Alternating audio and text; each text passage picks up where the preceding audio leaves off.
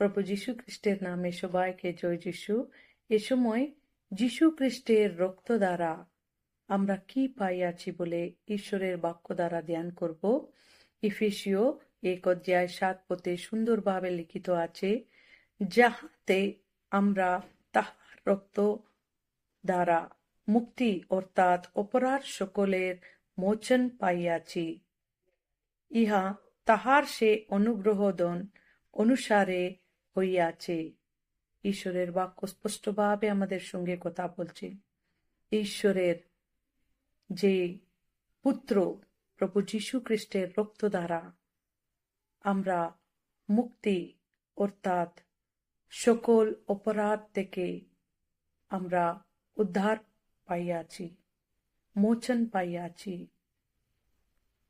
আমরা অনেক সময় এখনো ভাবি যে কোনো বন্ধন আছে, তাই আমার প্রত্যেকটি কাজে সফলতা আমরা দেখতে পারি না বলে কোনো দুষ্ট আত্মা আমাদেরকে ধরে রাখছে, তাই জন্য আমি এগিয়ে যেতে পারছি না।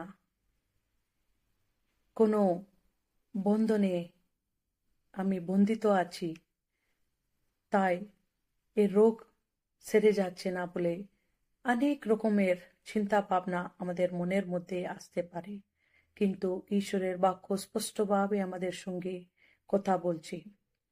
প্রভু যীশু খ্রিস্টের রক্ত দ্বারা আমরা মুক্ত হয়েছি পাপ থেকে, রোগ থেকে, অপরাধ থেকে,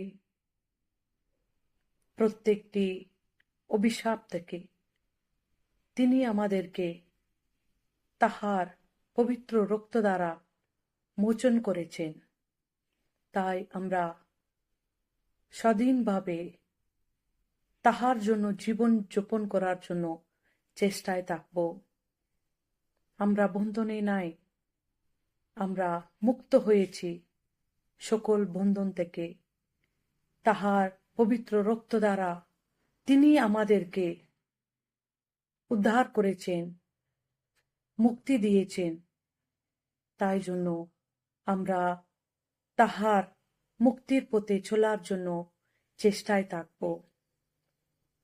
পবিত্রভাবে তাহার জন্য জীবনযাপন করার জন্য আমরা প্রত্যেক দিন এগিয়ে যাব।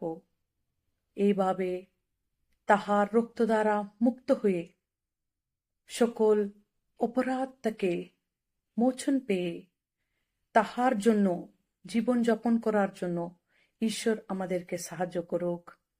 কেননা তাহার অনুগ্রহ ধন দ্বারাই এই সকল হয়েছে, সেটা আমরা মনে রেখে তাহার জন্য এগিয়ে যাওয়ার জন্য ঈশ্বর আমাদেরকে সাহায্য করুক। ঈশ্বর এ বাক্য আমাদের আধ্যাত্মিক জীবনের জন্য লাভদায়ক করুক। আমিন।